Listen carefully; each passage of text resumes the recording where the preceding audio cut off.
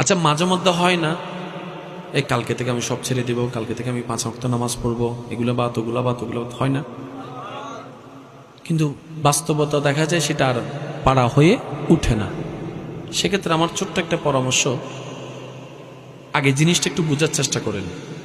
আপনার যখনই মন বলবে যে আমি কালকে থেকে ভালো হয়ে যাব, 5 ওয়াক্ত নামাজ পড়বো, তখন আপনি বুঝে নেবেন আল্লাহর রহমত আপনাকে ডাকতেছে।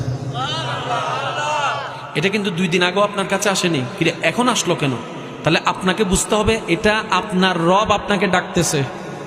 মা গাররাকা বিরাব্বিকাল করিম, বান্দা আয়। কারণ রব তো সরাসরি কারোর সাথে কথা বলবে না। রব কি করে?